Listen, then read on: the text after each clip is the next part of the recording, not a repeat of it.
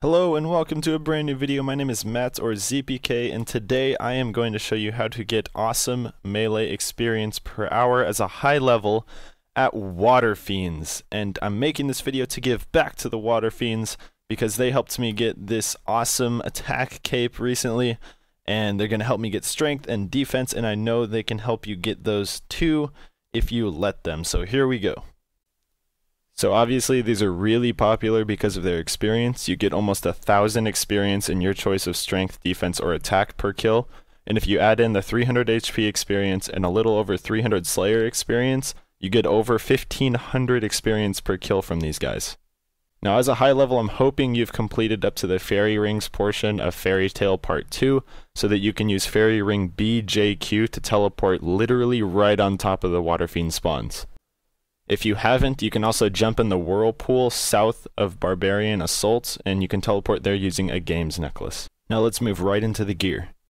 So this is the high level setup for Waterfiends. We have full void with the Fury, the fire cape. I don't have the higher level fire cape, but if I did, I would be wearing it. Akimbo Drygore mazes, Bandos boots, warrior ring, and vampirism.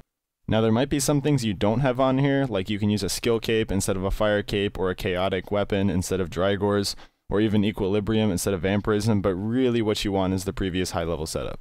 Now obviously for Slayer it's a little bit different. I don't have them as task right now, otherwise I would be wearing Bandos top and bottom, or Rock Shell if you can't afford Bandos, and some Bandos gloves because they give lots of strength bonus, and of course the Slayer helmet. Because it's so easy to get to the Waterfiends and do bank trips, you don't really need a familiar to prolong your trips, but if you want, you can always use a Bunyip or a Unicorn Stallion. I find them a lot more convenient than using a Beast of Burden here. Now one more thing that you're going to want to change before you go is here. You hit F4 and go all the way to the right and hit Combat Settings, and you're going to pick which one of these is best for you.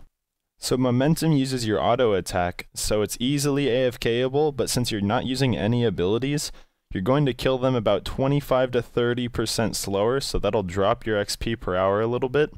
Full manual, you'll get amazing experience per hour, but it's not AFKable since you have to constantly be clicking on all those abilities. So I found Revolution, which does some of your lower abilities automatically for you, was a good balance between AFK ability and experience per hour. Also, before you go, make sure you have your melee combat experience or range or magic if you're using one of those.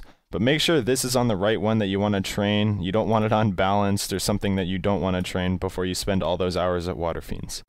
Now after you kill them, they're going to leave some drops, and I'm going to tell you which ones are worth picking up.